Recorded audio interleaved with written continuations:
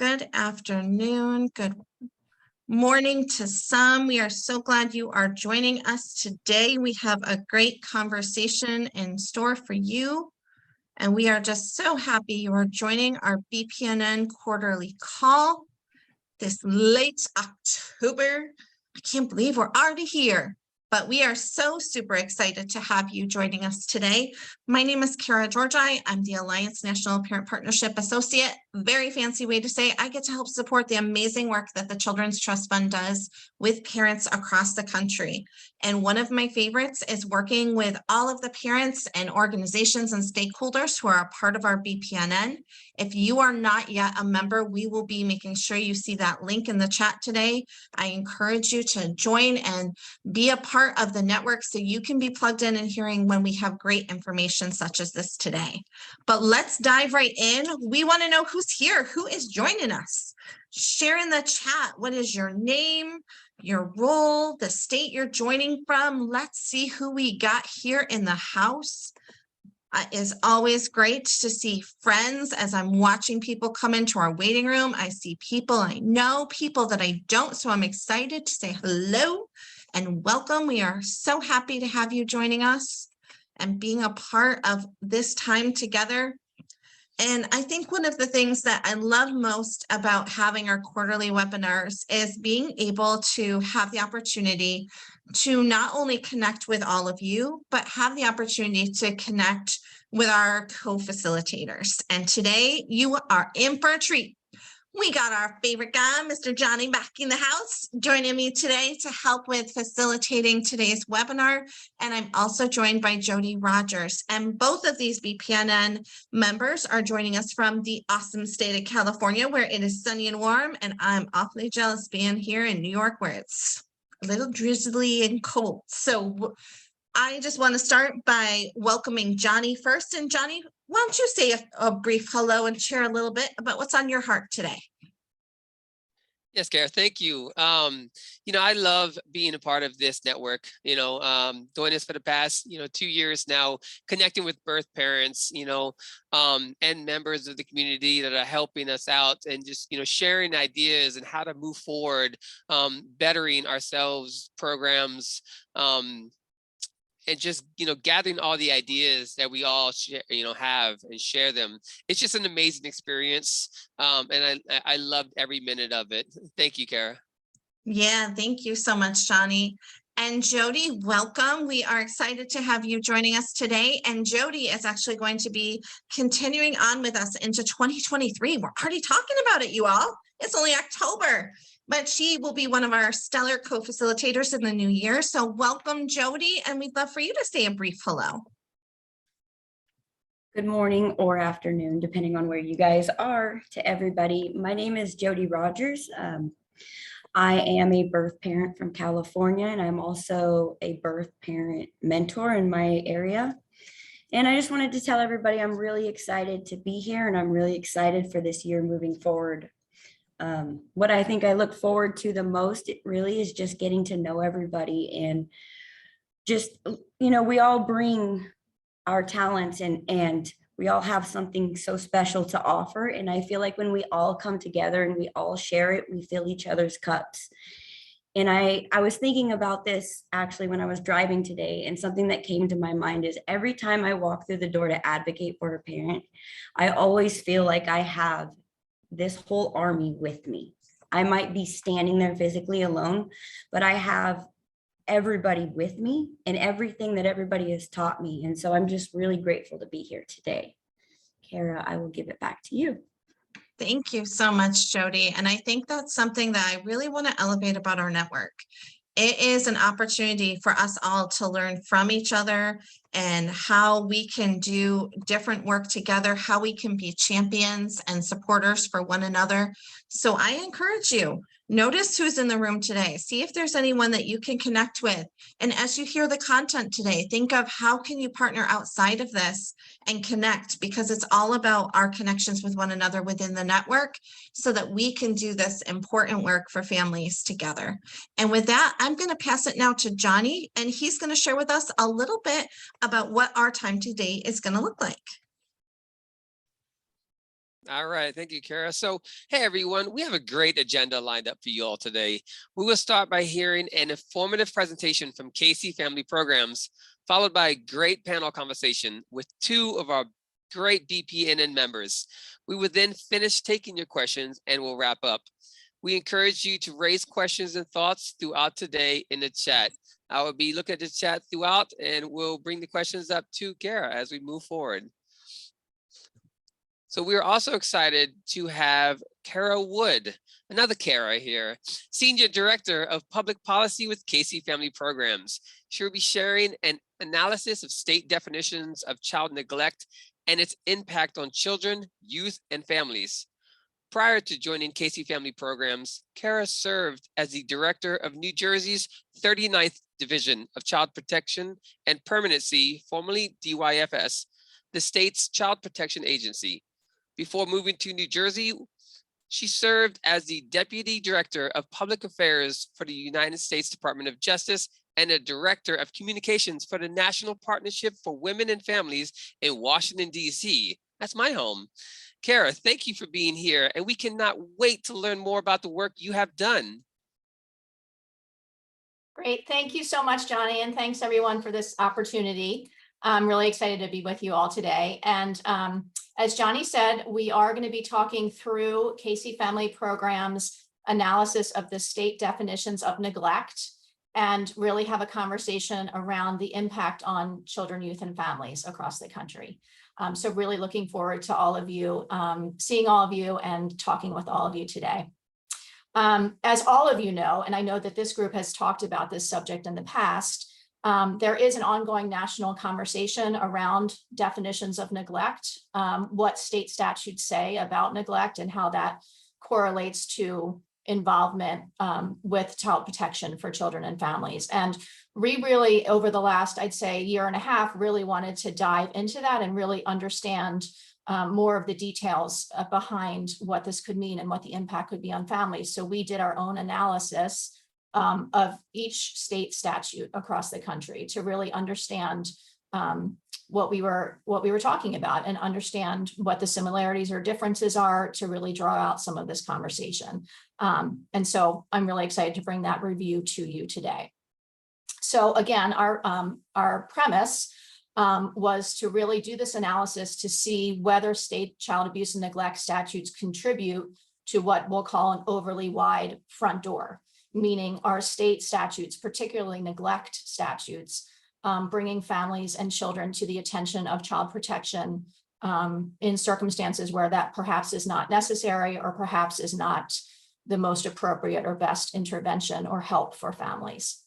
And we started this analysis really by looking at every state and sort of looking at the codes, looking at the statutes, and we thought, and we've quickly realized, which won't surprise you, that the statutes are very different.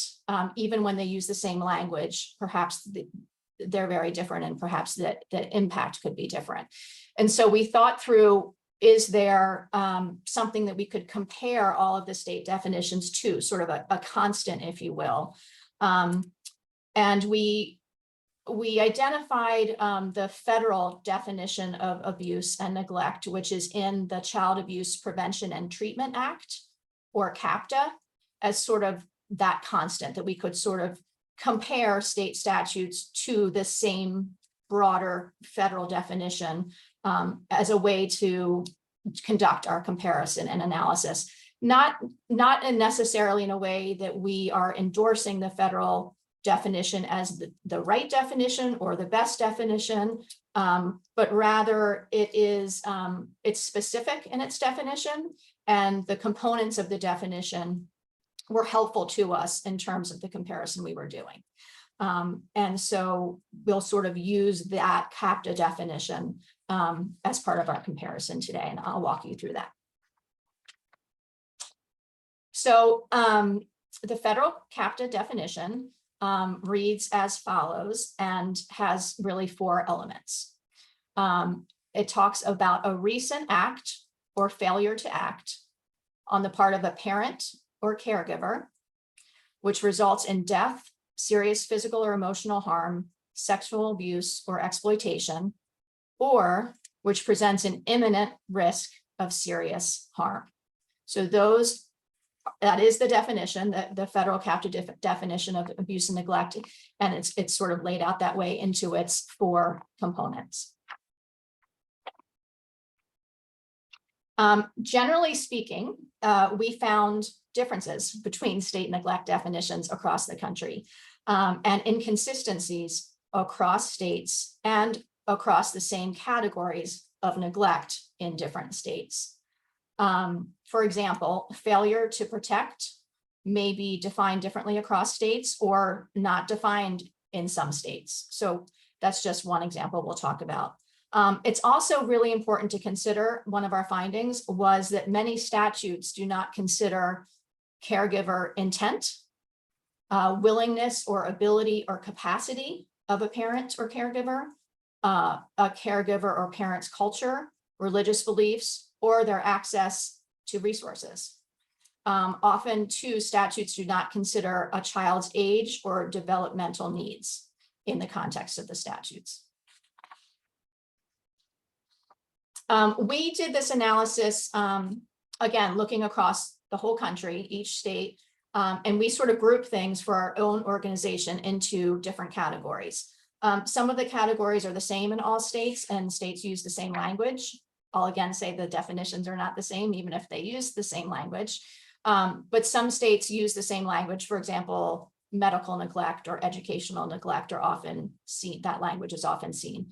But some states use various other language for different aspects of neglect. And so we grouped some things together. And these are sort of the categories that we put together, as you'll see here. So, and we indicated too the number of states you'll see on the side who have this type of neglect definition in their state statutes. So most common in this list, failure to provide necessities. Often it shows up as failure to provide food, clothing, shelter. Those are often grouped together. And you'll see on down to parental substance abuse, which by statute and using that language only appears in 15 states. I think we'll all agree that often parental substance abuse is embedded in more of a general neglect category. And we can certainly, we'll have an opportunity to talk about that later, but this is just how we grouped our categories for the sake of organizing and comparison. So let's walk through what we found in our review of state statutes as compared to what is in those 4 components of the federal captive definition of abuse and neglect. And the first component of that captive definition is act or failure to act.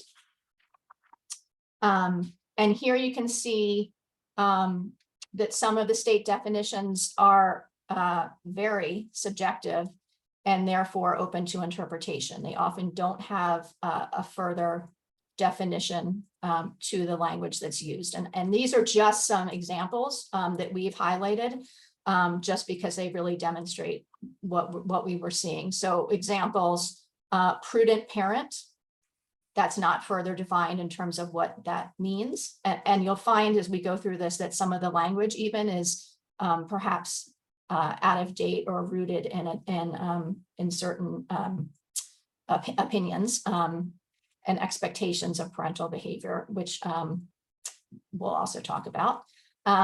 Clean and proper home, not further defined, certainly very subjective. Filthy and unsanitary. Proper care and attention. I won't go through them all, but you can see from this list how these are very, very open to interpretation, both in terms of the language used and then also in terms of when you're thinking how these statutory definitions might be actually applied to a call, used at a hotline, et cetera. And again, we see that without further definition or specificity, there's a lot of subjectivity here. There are 2 specific categories that we found in several states that I wanted to take a moment to highlight. And we talked earlier about failure to protect. And the failure to protect is when a parent fails to protect or allows a child to be abused by a third party. This is very common. It's found in 39 states. And the the consideration here is that in many circumstances of failure to protect, this may, they don't account for circumstances when a parent is not able to protect their child. Specifically in cases of domestic violence, this failure to protect is often used against the victim in those circumstances. And that is something certainly that we can discuss, and that's a consideration for the use of this particular definition. Second definition that we wanted to raise up, because it is in 27 states, is this category of dependent child or children in need of services, or CHINS. Sometimes it's referred to as CHINS, which is a really broad definition that includes status offenders, homelessness through no fault of the parent, mentally ill, mental health challenges, in addition to neglect and abandonment that, again, are often at no fault of the parent. And they often include children's needs and behaviors that have nothing to do with parental acts, like being a runaway, truancy, et cetera. So this category in itself is interesting to delve into too, and it is in 27 states. So let's consider the second component of the CAPTA definition, which is really the who, parent or caregiver. So some state definitions are not limited to neglect by parents or caregivers. For example, and I list some of them here, these states in particular don't specify a perpetrator in their definition. So they may talk about an act or an omission to act, but they don't talk about the who. However, there are some states that define perpetrators broadly, so they don't limit it to parent or caregiver. And these are, again, just a definition. Tennessee, any person, corporation, agency, association, institution, society, or other organization, sort of everyone. So that definitely is not specific to someone who's in a caregiving role, like a parent or caregiver. Next slide. The third component of the federal definition talks about serious harm, and it has those very specific categories. State neglect definitions are often silent about any connection of an action to harm to a child. That connection is not necessarily addressed in the statute. And it can be questioned whether some parental omissions result in serious harm. One of the categories that we often talk about in that vein is educational neglect. Some statutes do have vague descriptions of harm. Again, they are open to interpretation, such as injurious to the well-being or impairment of morals. Again, not further defined and certainly subjective. However, a few states in their definitions do specify evidence of serious harm. So there are some examples that seem to comport more closely to the federal definition in this regard. The child has suffered serious physical harm or illness as a result of the failure or inability of his or her parent to adequately supervise or protect. That's California.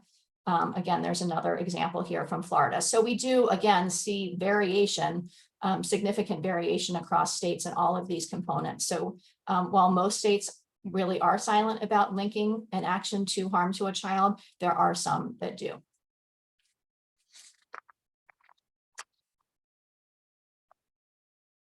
And then the fourth category, which aligns closely, I think, with neglect, because it's this idea of imminent risk of serious harm. So what action or lack of action is presenting an imminent risk, which arguably has a time category to it, a timeliness, a connection to it. And most states do not include a reference to risk of harm in their neglect definitions, or provide that such a risk be imminent in terms of being something that threatens the well-being of a child in a very short or imminent time frame. But again, there are variations across the state in this as well. And you can see here the list of states where they do sort of come close to the specificity in the CAPTA definition and use language such as substantial risk of harm, a child is imminently likely to suffer harmful effects, a child is placed at substantial risk of harm, etc. So there are states that do kind of link an action to a risk of harm to a child with sort of this timeliness factor. Also, as part of our analysis, we looked at which exceptions, what are the exceptions that appear in state statutes with regard to abuse and neglect. We spent probably most of our time examining poverty exceptions because we were looking at neglect and we're considering whether these neglect definitions really bring children and families to the attention of child protection unnecessarily or for reasons perhaps related to poverty, not abuse and neglect. So we did look at these poverty exceptions. Specifically, they do exist in 28 states. I will say that they, of course, are inconsistent even within these 28 states where there are poverty exceptions. And what I mean by that is there could be in one state a poverty exception for medical neglect. So there could be language around medical neglect, but it specifies an exception if the parent or caregiver is not able to provide for medical attention or medical services or intervention. But in the same state, it may not have that same poverty exception for provision of food, clothing, shelter, for example. So even within states that do consider poverty and have a poverty exception, it may not apply to every component of the state statute. There are also religious belief exceptions to providing medical services or in the medical neglect component of the statute in 37 states. There are safe haven exceptions to abandonment in 37 states. And then there are other exceptions in 25 states varying that address reasonable discipline, taking prescribed medications during pregnancy, those sorts of things. So there are various specific exceptions across the country.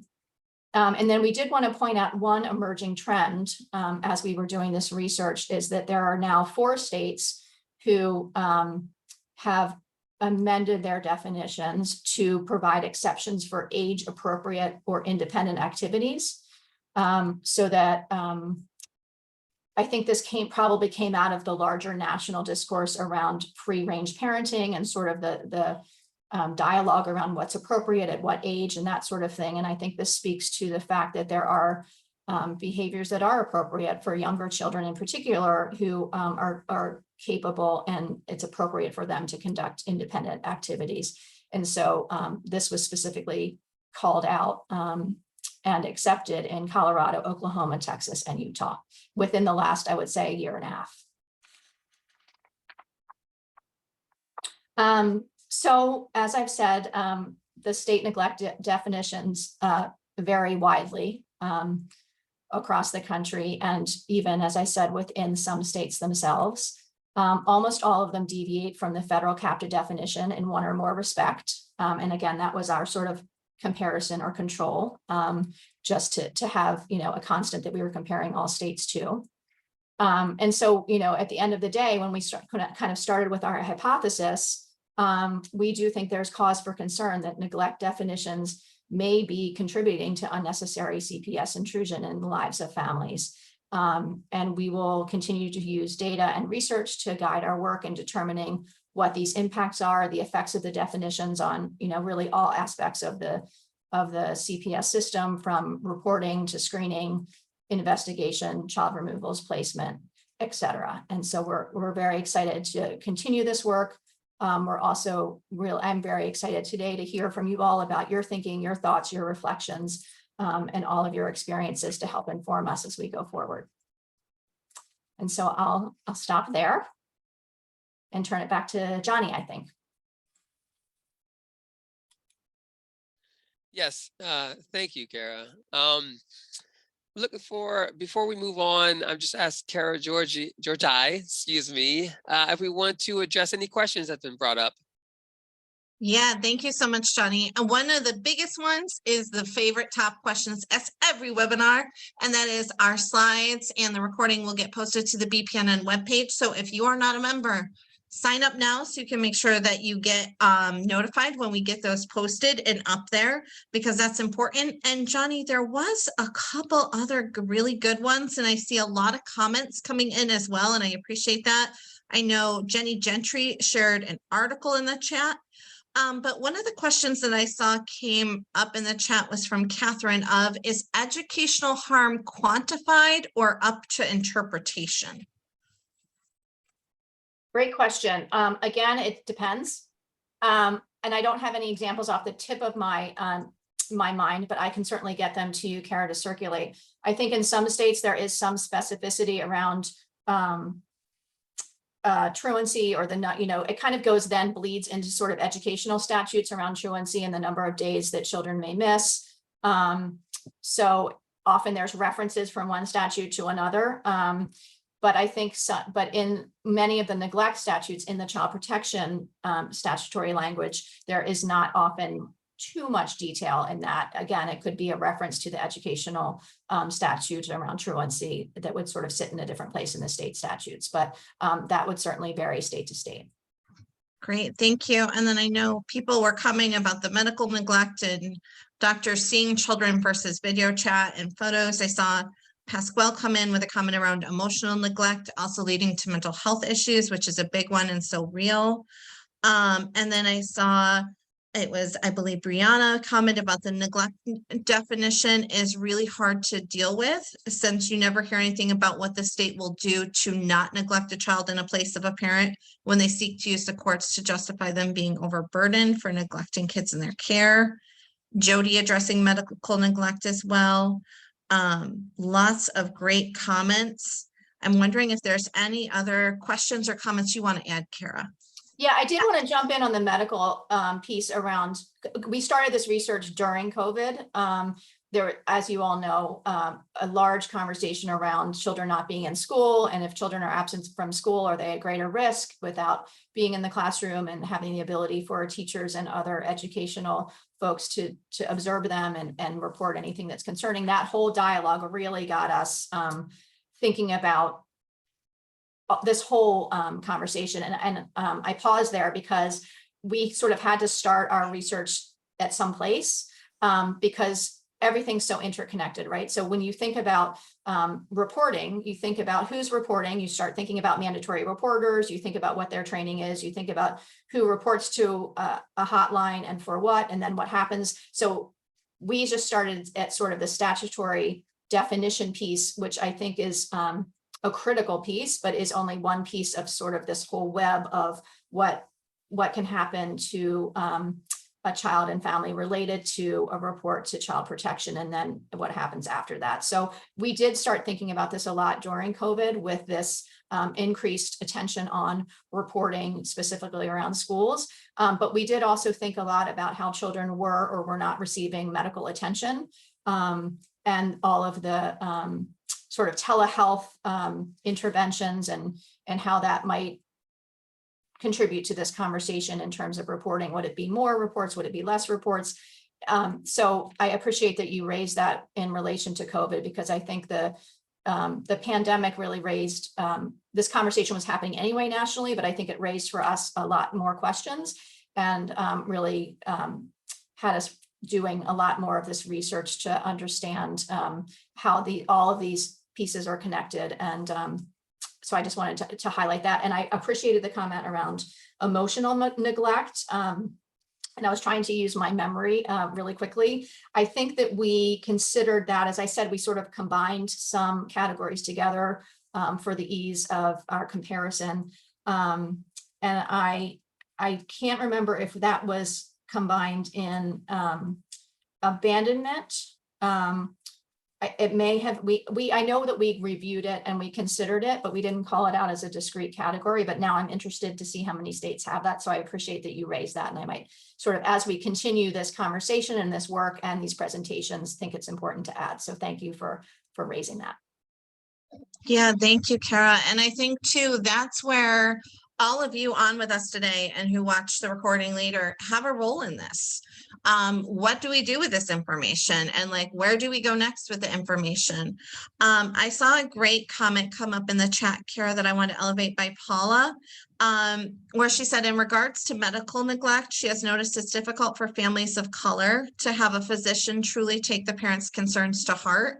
And after child welfare has gotten involved and the parent continues to push, they may actually diagnose with something that would take away the medical neglect claim. And so I'm wondering if you saw anything in regards to any of that in any of the research you did, because I see a lot of people chiming in about that needs to change and something's got to happen there. I'm not specifically thinking about anything with regard to medical neglect or access to medical diagnosis. We obviously considered and saw across all of this research the disparity in the language that's used in these statutes and the disparate impact it has on communities, particularly Black and African American communities. And I think that the language that's used and then the interpretation, as we talked about, there's lots of room for subjectivity and interpretation. So that certainly is a huge part of our consideration around these definitions. Again, I don't remember anything in particular about access to medical services or diagnosis and that thing, but I really appreciate that comment for our ongoing consideration. Thank you. And then I also really appreciate what Brianna elevated in the chat, that neglect needs to almost have a clause that the department needs to prove how they're going to solve the neglected child's problem rather than just kicking it down the road. So really looking at when we do see that there are concerns, how do we go about actually meeting the family where they're at? I know some of us talk about the difference between mandated reporters and mandated supporters, and how do we shift towards that? Where we have community really working to help families and be supportive. And Jorge, I appreciate that the language used is important as it informs behaviors and actions. Great point. All right, I'm going to encourage you all, keep using the chat because this is just the beginning. We have a great opportunity now. This was just to kind of like break the ice, get you all kind of thinking and ruminating. And like, while this says conclusions, as you heard Kara would say, this is the beginning. They're doing more intentional work around this, and she's taking all of what you're sharing in the chat and elevating back to her team. So I encourage you, keep using the chat, because now we're going to shift into an opportunity to have some real talk. Johnny, do you want to get us ready for the panel? Yes, Kara George, getting the Kara's mixed up here, apologize.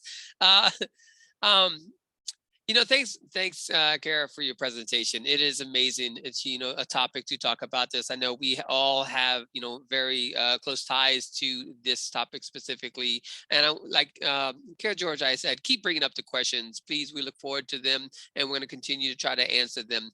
But for right now, I'm going to, we are going to welcome the amazing Dee Bonnick, a nationally recognized lived experience integration subject matter expert, a race equity social justice consultant, and a co-developer on the Family Empowerment and Leadership Academy curriculum from Connecticut, and Shermel Mitchell from Alabama, a nationally known fatherhood expert who founded a nonprofit called A Father's Voice Matters, and also a member of the Alabama Children's Trust Fund's Parent Advisory Council, representing the father perspective.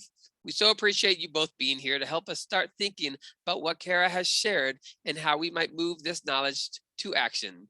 And so I turn it over to you, Dee and Shermel. Thank you so much, Johnny, and Kara, thank you so much for that presentation. I don't know about y'all, but like I just feel like so much is going on inside my body. Like I'm ready to like just go to the action part, right? Because I'm thinking about these statutes, I'm just saying they're all over the place when it comes to their definitions of neglect. It feels like it's a catch-all, right? And yet, and still, I'm also thinking, because I do work here in my state of Connecticut with children, I see the same standard not being applied to the child welfare system when it comes to neglect, right? Their own definitions, sometimes they can't even live up to their own definition of neglect. And so, Kara, I'm kind of in this mode of trying to figure out, like, how do we reconcile the tension between, as we're moving towards prevention and partnership, right? And we're using this, we're using this time and space to kind of really bridge these gaps and really showing that we value and we honor families and we have the, you know, the Family First Prevention Act, and yet we still have these statutes that are on the book that are very punitive, and very steeped in, you know, surveillance and looking at families in very punitive ways. So I'm just wondering, how do we kind of reconcile those two tensions?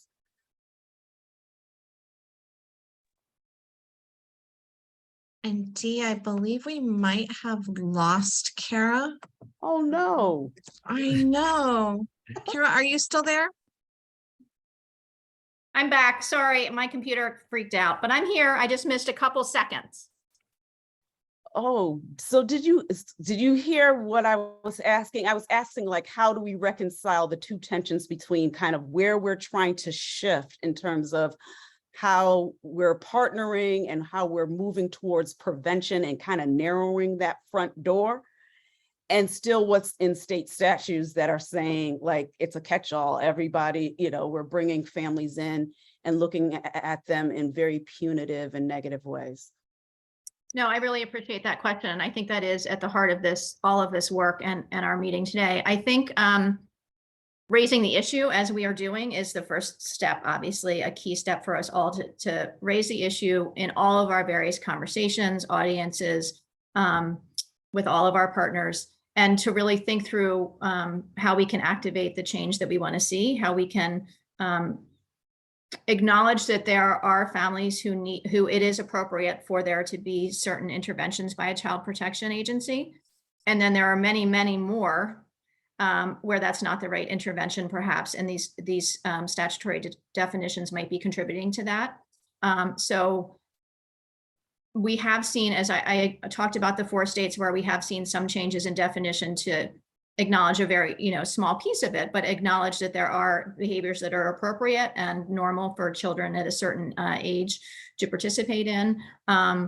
We've seen some other states make some changes to their statutes to sort of narrow the definition of neglect, meaning that there has to be sort of an immediate danger to an action or a lack of activity, or perhaps that they're, to reframe general neglect into something more specific, so that it isn't as much of a catch-all as you mentioned.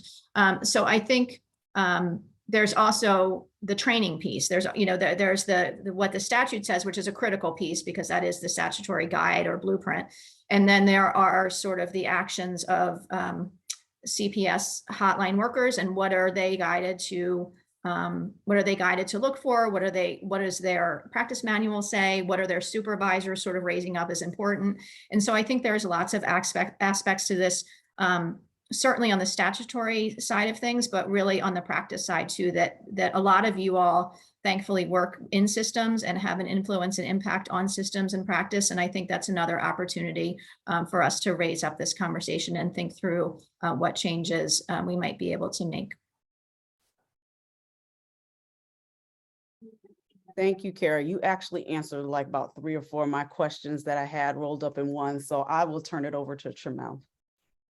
Well, good afternoon, good morning, everybody. I'm just so excited, like Dee, I'm just fired up because y'all gave me some more fire today to go reach some more dads and reach some more moms in our community.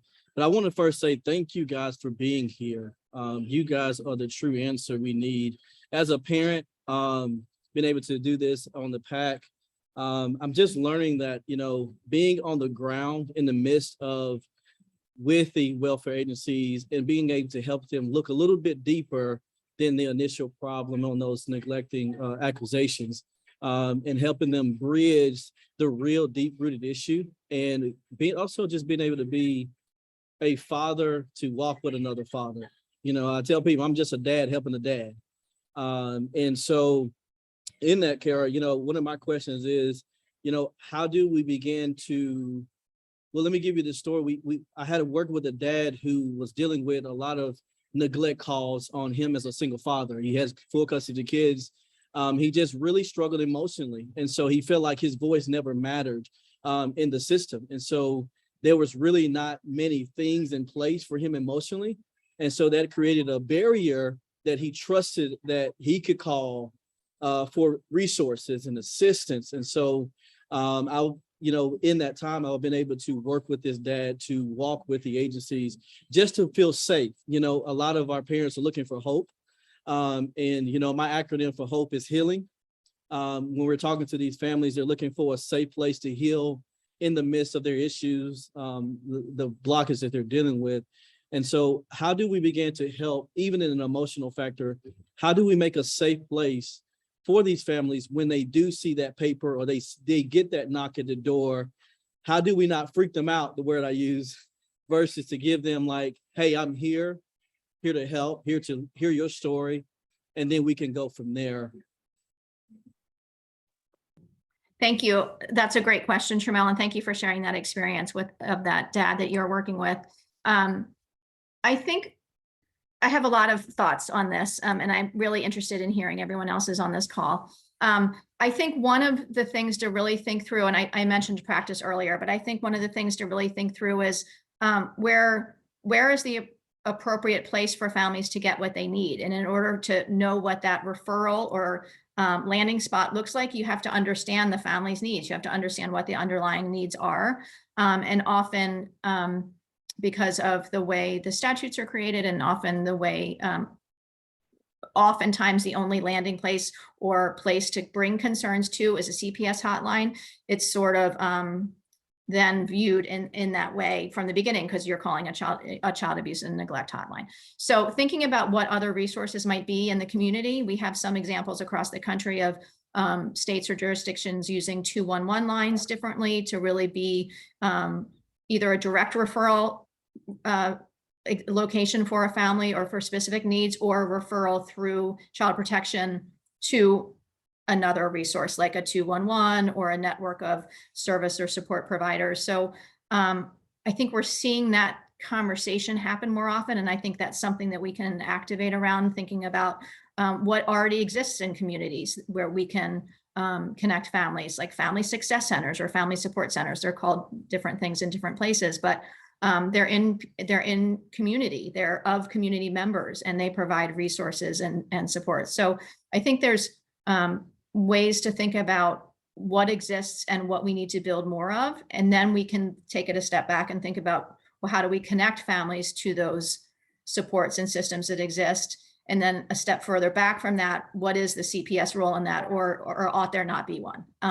So I think that whole conversation around starting with what families need and being able to appropriately identify that, and the people who can best identify that are the families, and then thinking about then where can their needs best be met, and what is the role of child protection or not. And that sort of conversation, I think, is happening across the country. I think it can happen in more detail. And I think there are a lot of examples, I'm sure you all know in your states, that we can raise up where that's actually happening and where their community supports and services are being connected to.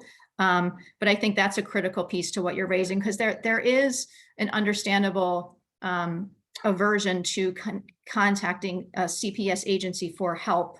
People have had negative experiences with that. And oftentimes child protection agencies, I think there's a lot of transformation work going on across the country in terms of child protection agencies thinking more about prevention, thinking more about how best to support families and identifying underlying needs. And I think there's a lot of really successful work going on across the country. And I think there is still concern on the part of families to see CPS as a helping agency because of past experiences, generational experiences, et cetera. And so helping to support that continued transformation and inform what prevention activities at an agency can look like at the same time that we're building and raising up already existing supports in communities where families live and where they're perhaps already connecting is sort of the other piece of that. No, I appreciate that response. I do agree, like, just getting the word out on more resources is just a definite thing. Last story. Registering for analysis of state definitions of child neglect. I don't know what's happening. But no, the last statement I would make, just another quick story. We had a dad come in and he was looking for assistance so he wouldn't have that neglect as well, case been on him, and there was no resources in his area for rental assistance. And so that's why I love to coming today, being a parent partner, is because now, as being on the PAC of Alabama, we're able to put some steps in place and talk to people about getting resources in the area that doesn't have. And so I just really loved your presentation. It's something that I'm really fired up about, going back to Alabama to really look at this a little deeper, go talk to our human resources. And lastly, what I teach my moms and dads, we don't say human resource, we say family friend. Because kids are involved. And so we begin to teach this new language of when they come out, hey, our family friend is coming to talk to us. And it's just a safe place for the kids to know that they got a friend and not an enemy. And so those are languages that I began to create in our culture here in Alabama. I love that. As many said in the chat and earlier, language is really important. So I appreciate you sharing that. Yeah, this is a great conversation. Thank you, Shamel, for your contributions with this this dialogue. I'm still trying to figure out, like, what can we do about the statutes themselves? Is there any opportunities, or are there any ways in which we can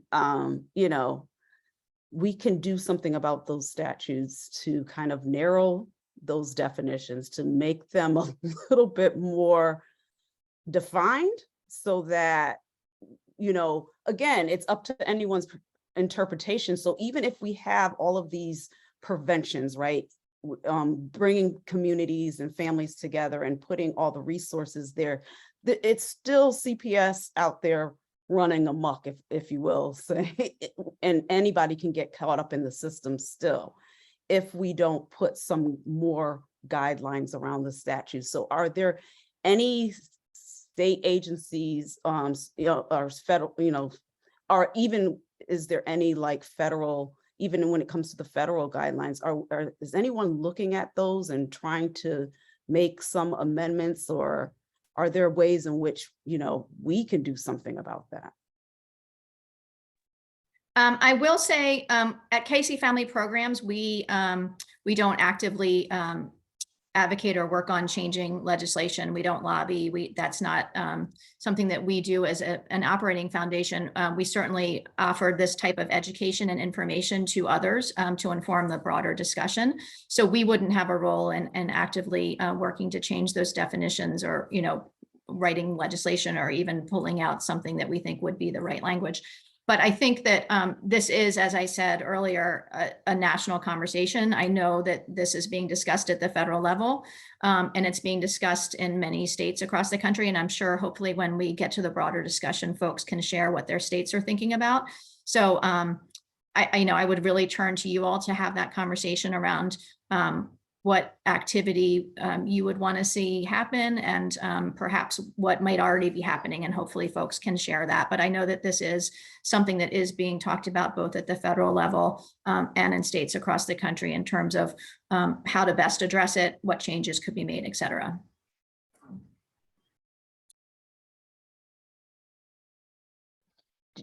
Kara, do you have any backstories just for context in terms of maybe how some of these current statutes were constructed? What was the impetus? It's interesting. I would share that you can see sort of over time where there have been amendments made, or changes made to a statute. I would say there were definitely instances where we perhaps saw changes based on particular cases that happened in a state. And often you can see that it's called, Kara's Law, or, there's a name of a child that's really elevated in a change to a statute. But it's based on one particular case. And so it raises up the specifics of one particular case, which may or may not be helpful for practice across the board, or for consideration of child and family needs more broadly. And so I think we could identify cases where that perhaps happened and sort of layered on to existing statute. There are other instances, as much as each state is different, we did see in some regions similar language in certain parts of the statute. Perhaps there was model legislation that was circulated by someone at some point, or some organization, and we didn't quite dig into that to really find out those specifics. So I think it's sort of a mixed bag in terms of how the statutes have developed over time. But I think what I can say with certainty is they have broadened over time. There have been things added from whatever source, things have been added on, and you can see how things have become broader or more all-encompassing over time for various reasons. Kara, I have a question. As I saw some cross-training in the chat, this is just the idea of how to deal with some of these with real parents. And some of this training, what would it look like to have real parents come in as examples to be able to walk them through their experience and leading into a healthy, hey, this is how I felt. This is something that I wish would have happened, to really give them that real story experience and creating that space and that training for them to see parents really come out and say, hey, I've experienced this. Here's my story. And maybe, I'm thinking maybe that might be a helpful tool, maybe getting people from other states and mix it up a little bit so they can see various different stories to increase their training as they go into the homes and schools and things like that. Absolutely. I mean, I think the experience and firsthand knowledge of those with lived expertise in the child protection system is critical to this conversation. It's critical to any conversation that has to do with child protection or child welfare, because there's a level of experience that cannot replace other discussions and that need to inform this conversation. And we at Casey Family Programs have really elevated that voice in many of our conversations and try to bring that to forums like this. And that's, why we're talking to all of you for that reason, to really get your input and share with you what we've found, and then really hear from you other ideas and solutions and thoughts. But I think you're absolutely right that I think inherent in transformation efforts, both in terms of neglect or statutes or practice, or sort of pick an aspect, any aspect, the voice of lived expertise must be at the table, and it must inform what we're thinking about in terms of what the changes need to be. And I think parents, particularly in this particular example around neglect, will be able to say, this is what I needed and this is what I got or didn't get. I mean, I think that's foundational to this conversation, is identifying, particularly when you're talking about neglect, what the needs are for services and supports, and how those could have been met. Perhaps they were met, and that would be really helpful to hear those stories too. But I absolutely agree with you. That's a critical part of this, should be a critical part of this conversation across the country.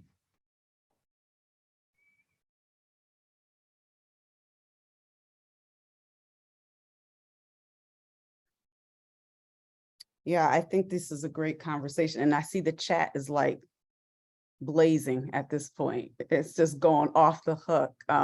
So I think we'll probably turn it over in a few minutes. But I also want to know, I think there also needs to be some understanding around cultural ways in which people, families take care of themselves and take care of their children. Some cultural humility around that.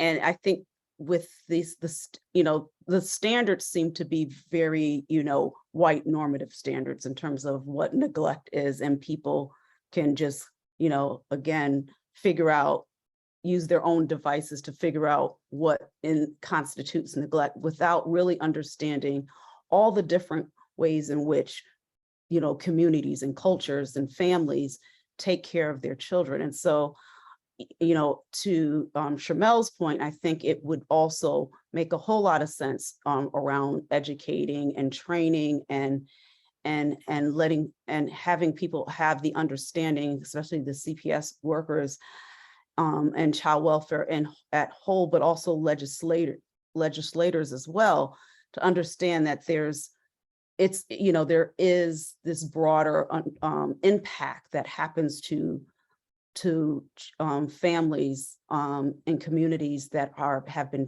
traditionally oppressed and marginalized.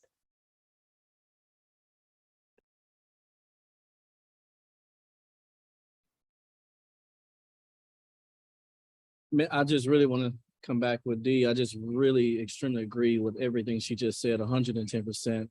And my last remarks is, we all are trying to navigate to a better system. I mean, if you can agree, we can just put a 1 in the chat if you think we're trying to navigate. The GPS, this is what I call GPS. You know, I feel that if we can go to a parent and we can hear the problem and let's see their solution, and we can come back and see how to navigate from there. And I'm really big on listening to my parents. You know, I tell parents now, I said, we're going to go to a place. I'm going to pick a place where you can sit down and eat. And then I want to stay engaged with you for 1 hour and I want to listen.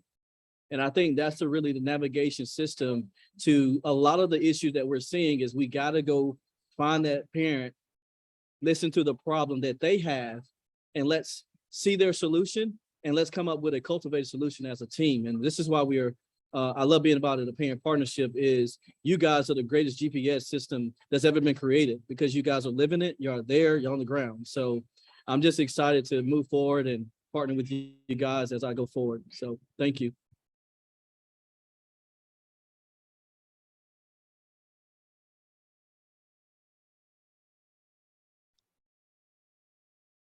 So Dee, Shamel, would this be a good time to go into the questions? Yes, we'll turn it back over to you, Johnny. Thank you so much. All right. Thank you both. And Kara Wood, especially this topic, this conversation is just amazing and is deep and is a lot of, emotions tied into this as well. So keep bringing up these questions, definitely. There's a lot of questions that pop up in the chat box. I do want to call on one of my really good friends and mentor for the first question to get us started, Michael Huesca, your question Thanks, Johnny. Is brought up. Thanks, Johnny. Wow, what a powerful, powerful conversation. Kara, thanks for being here. Dee, Shamel, thank you for leading us into this. I have 2 comments more than questions, just kind of trying to provoke more conversations. One, I believe that community has to be the one spearheading the transformation we're seeking. I really believe that we have to acknowledge this system is built on white supremacy. There's a lot of money involved, and there is a difficult thing that we're asking, which is power sharing, right? And it is so challenging to get that power sharing to pivotally change. So in my perspective, it really needs to be led by community. And so how do we start investing? Shamel, I love what you said, where you're bringing in community and we start bringing more and more community, and community take ownership of our children and our families. And we somehow are able to break away from, child welfare. The other thought I had was in this great work that you all did with Casey and the analysis and the study, I see that as really elevating the problem, right? And really being able to look at this and saying, look, here's the inconsistency across the states. Here's some things that we need to work on and what have you. But I think that it would be really helpful to add the solution, or at least a solution, along with recommendations for mandated reporting. I think that is huge here, to have some kind of guide when it comes to mandated reporting and some kind of examples. It would be awesome to have folks like lived experience folks that are on this call to be able to share stories of where there were opportunities, where if mandated reporting had been reviewed, they were really looking for support versus what the organization gave them or the agency gave them. So those are my thoughts. Thanks, Johnny. And thanks, Kara, for being here, and everyone else. Johnny, this is Meryl, and I wanted to just add on to what Michael was just saying right now. What he's recommending in terms of collection of stories from parents, that's what the BPNN is all about. And that's what we can do to help begin to inform more policymakers around the issue and how to develop some solutions. So that is an area that we certainly could take a look at after today's call in terms of a project to move forward with. as we move into the new year. So I don't want to take it off the table. This is a really important discussion. Hey, this is Margie. I just also wanted to say, and Michael, other folks on this call also did speak, did speak to our Board of Trustees. And I don't know how much that's been raised on these calls at this point, but I think it's an important conversation to raise. And I know I don't want to speak for folks that were in the room and were there. So I just want to highlight that. And if there's somebody who wants to speak to it, that would be great too.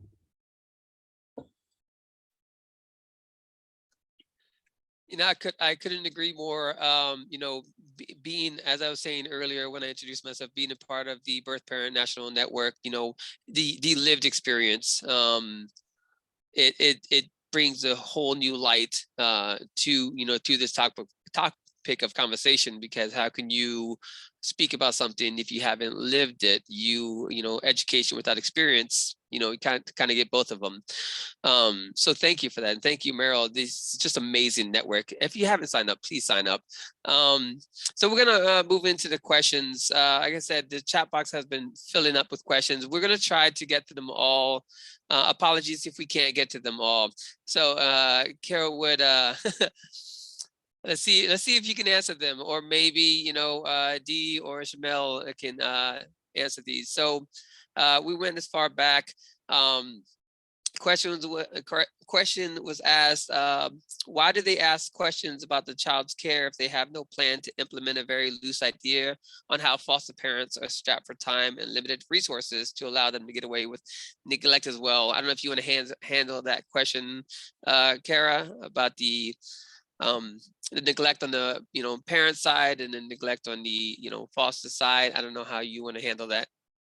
Yeah, I'd be really interested in what everyone has to say about that. I would really appreciate hearing from you all. That'd be really helpful. And neglect on the system side. I just want to add that, because they do the exact same thing to children that they actually take, you know, children from their families from. They do the exact same thing. So we'd love to hear folks' thoughts around that.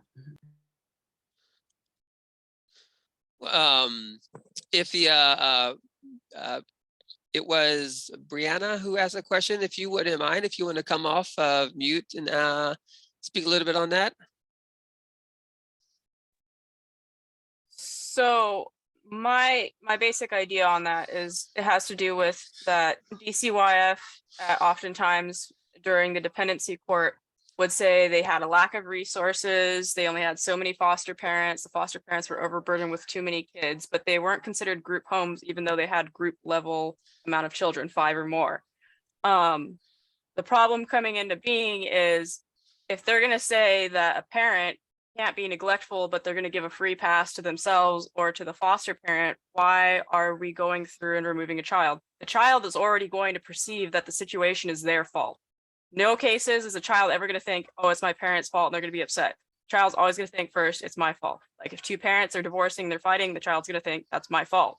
So the department is not solidifying this child's beliefs by making them feel like they're, you know, they belong, they're whole, that they deserve these good quality things. When they remove them, why do they subject these kids through more neglect if they're just going to make excuse for it? That's basically where my question comes from.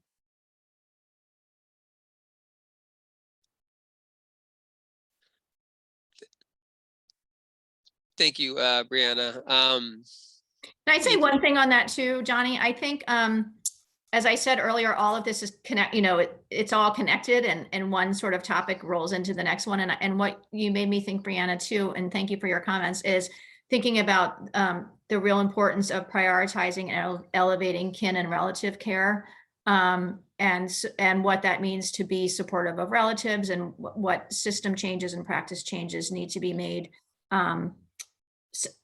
So I'm just thinking that's just another sort of piece of this conversation, and you prompted me in thinking that. So thanks. And I'd invite anyone else to not to get off on another web of this, but I think that's a critical piece of thinking about this too.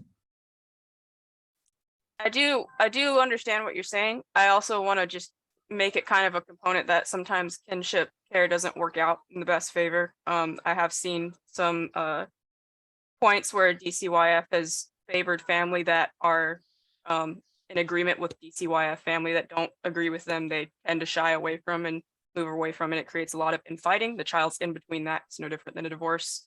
It's just as bad. So I really want that neglect component discussed on more as how can we get the department to really substantiate their claims.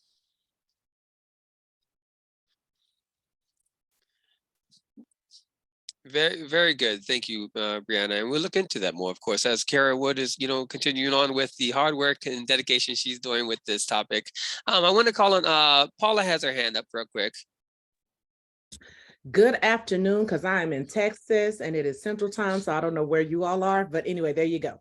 So speaking a little bit to what Brianna was saying, and then kind of just adding on to that, I understand her point, and I agree with her point about making sure that child welfare services are not, what I'm going to say, creating more harm. And the reason why I say that is because in Texas, I'm sure you all know, we still have children that have been removed from their families that are sleeping either in offices, CPS offices, or hotels because they have no placement for them. And on the front of kinship placement, a lot of times your families don't want to get involved because guess what? I don't want CPS or child welfare in my life at all, period, because, y'all are here to take our children. That's the thought. And so we have to find a way to get beyond not only those barriers, but even the barriers to financial barriers that we have, because I know a lot of parents or family members don't want to go through the licensing process that is now being kind of purported for kinship placement because they only want the children that are in their family. They're not trying to foster. And you're saying you got to go through this licensing in order to get this funding. And if you don't get this funding, we can't let them come to your house because you don't have a 7-bedroom, 5-bathroom, yada, yada, yada. And I know I'm saying a lot, Ms. Wood, so please forgive me because I talk a lot. But I think we have to put in not only we have to deal with the financial barriers. You also have to deal with your cultural barriers. Not only just culture, but if you think about it, without child welfare in my life, I can live in a 3-bedroom, 2-bath house with 20 people in there. But when child welfare comes in, they say that's no longer safe. And I'm not saying it's absolutely safe because you need to have good exits. But without child welfare's involvement, then that's not even an issue. So we may have to kind of lax some stuff. And I say lax, and it's really not even a lax, because you can have families that live like that perfectly fine, supporting each other. There's always a babysitter, there's always food, there's always all the things that child welfare is looking for. But because they have a child welfare case, now child welfare is saying that's not a safe placement. I think we have to change our lens.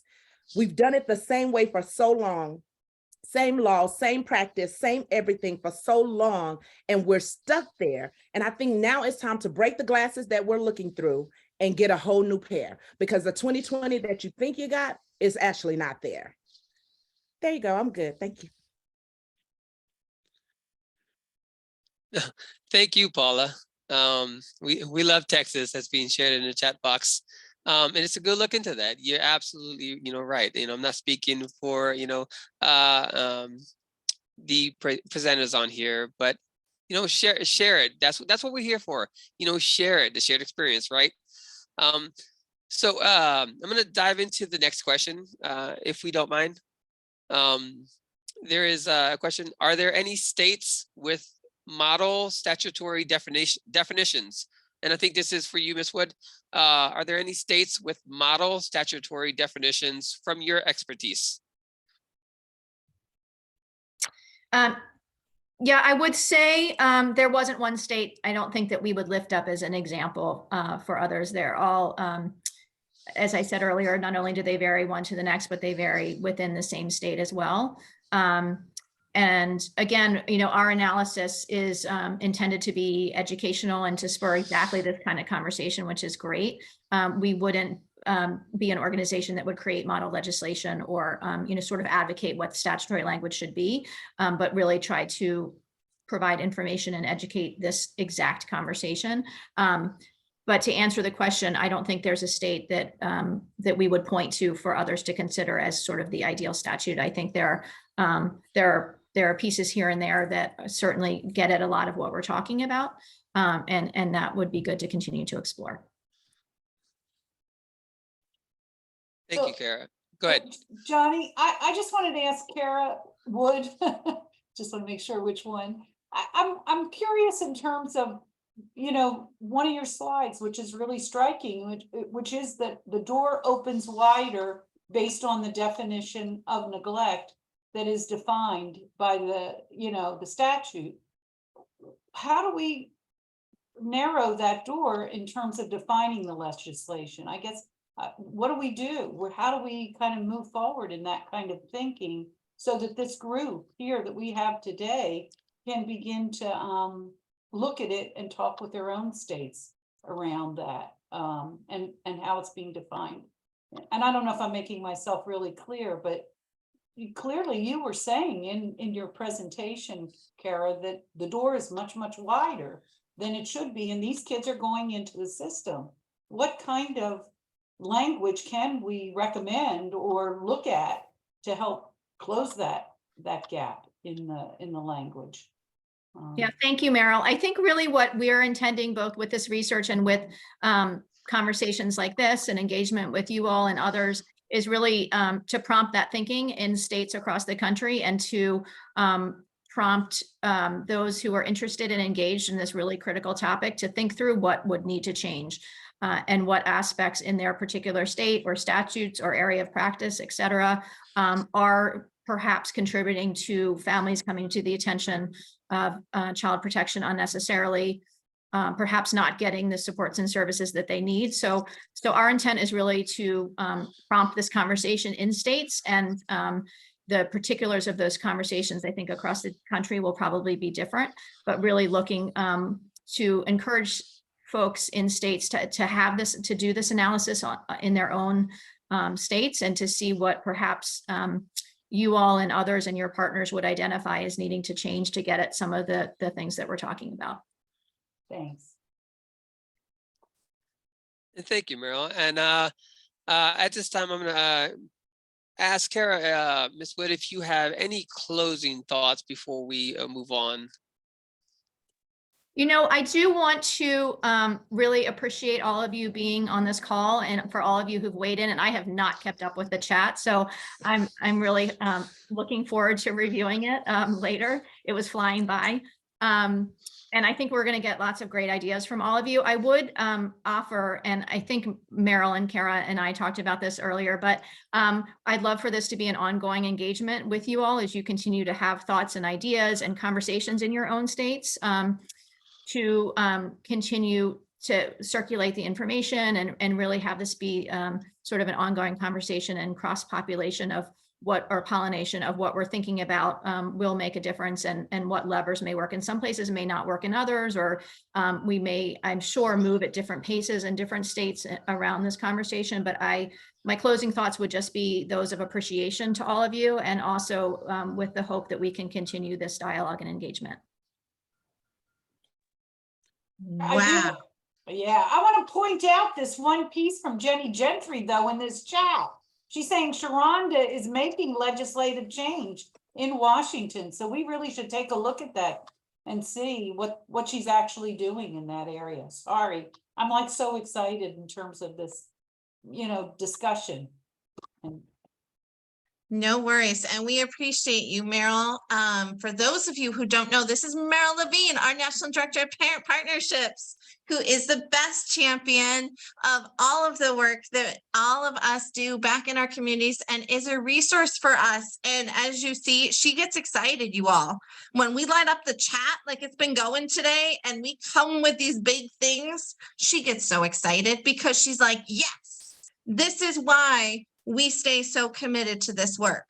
And look at that, Meryl, you were getting blown up in the chat of the love. But you all, we need to give a round of applause to Kara Wood, Tremel, to Dee, to all of you. Kudos. This has been as everyone has said, this chat has been unreal, amazing, with you all chiming in, with you coming off mute today. That is what our Birth Parent National Network needs to always be. Your voices have such significance. You all have such wisdom and heart and ideas to lend and share. Please, please, please, always know your voice is so important and critical to moving the work forward for families and communities. We can't do it alone. We need each other. And as we get ready to close, I want to just give you, and you keep on going. Look at that. That chat just keeps on going, man. It's a lot today. And Johnny, kudos to you on your facilitation today, my friend. Having a chat that's lit up with comments and questions woven intricately in between, it's a lot. But as we close, couple opportunities for you all. If you are not engaged around Family First in your state, or you're like, I have no idea what this is, or I want another place I can get my voice out there, I encourage you to check out the Family Voices United page. We're going to get the link dropped for you in the chat. There are so many different examples of parent voice being shared around all different topics. And there are share your perspective opportunities where you can share your thoughts as a parent. And what I think I loved the most about today is it was real talk with real people. And we need that more. So thank you for that. Thank you for your commitment to families. Thank you for your voices, because your voices are so critical. One of the other exciting things besides Family Voices United is I want you to save the dates. So we have caring conversations every Monday. I don't know if you've been there, maybe you have, and it's been a while since we've seen you. We'd love for you to join us. They happen every week. There's very rarely a week that we missed. And it's a chance for us just to connect and get to know each other. Because when I'm watching what you all have elevated in the chat today, that tells me we need each other. We got to have each other's backs to encourage, to support, to share ideas, to brainstorm. What do we do when we hear knowledge like this? Where's it going to go? How are we going to use this new knowledge back in our states, back in our communities to make a difference for families? Also, what I think is important is supporting the work of our other parent networks. Our next birth and foster parent webinar, BFPP, is going to be on Thursday, November 7th. It's going to be highlighting the tools that the Birth and Foster Parent Partnership have put together, specifically the stage 4. I think it's a great learning opportunity. So I encourage you, sign up for that, check that out. And then there's this, guys. You may have received an email and you might be like, Carol, we get so many emails from you and your team. I know you do, but this one's really, really important, you all. And here's why. Our network is almost 600 members strong. Woo! I want to hit the number 600 by the end of this year. And part of that is I don't like just having a big number. I like really, truly making sure I'm reaching you. I've got your contact information. So when there's a great opportunity for real talk, like you saw Dee and Shermel do today, that I can call you and say, hey, we got this topic. Are you interested in signing up and being a part of this real talk during our BPNN webinars?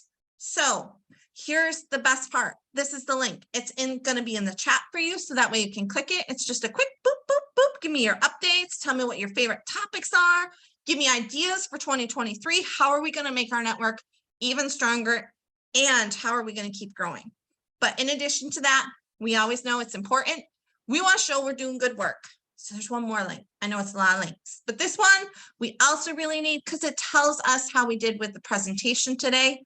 Anyone who was on today, you'll get a follow-up email with this. So that way, if you're getting ready to meeting hop, you will have this opportunity to share your feedback about the presentation. We look forward to hearing what your thoughts are.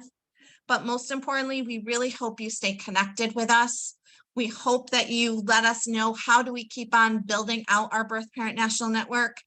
Who are those other champions in your community? Share the application with them. If they need help with it, give them my contact information. Tell them to call me, text me. There's people on here who tell you I am calling, texting, sending messages all times of the day, because I see Dee nodding her head. She's like, yeah, she's like, I've been experiencing that lately.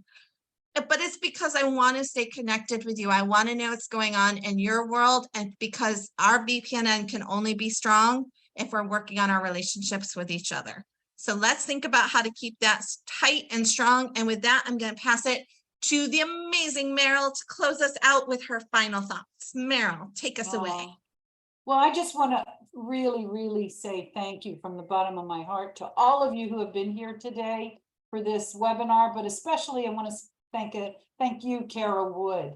and I keep having to put your last name on there just so it doesn't get confused, but it was an amazing presentation and we really, really enjoyed having you. I really have to do a special thank you to Casey Family Programs overall. You've been the most wonderful supporters of our network and helping us so that we are well informed, so that we can really work with parents all across the country to go out and inform other community leaders about what are the needs and the interests, strengths, and challenges that families face all across the country. So thank you. And especially to you, Margie, who was really raising for us the fact that we had the opportunity to have parents present to the board of directors there at Casey Family Programs. I'm not sure, was Michael the only one that was here for that? I'm not sure if we had another person that was able to talk about it, but thank you for bringing that to our attention. I also want to say a very, very special thank you to Dee and also Charmel, Johnny, and also Jody for all of your wonderful support in helping to facilitate this event today. And lastly, but not least, is Kara Georgi, who really helps to keep the excitement going, reaches out to everybody, and certainly supports us in everything we do with the BPNN, along with one of our other key team members, Chloe Corion, who has really been, and you're probably hearing her name lots and lots because she's probably the one that's reaching out with the survey now, wanting to make sure that we can get updated information so that we can continue to be able to connect with you all. So thank you, thank you. We really enjoyed having all of you here today. Please make sure to fill out the evaluation form. That's really critical for us.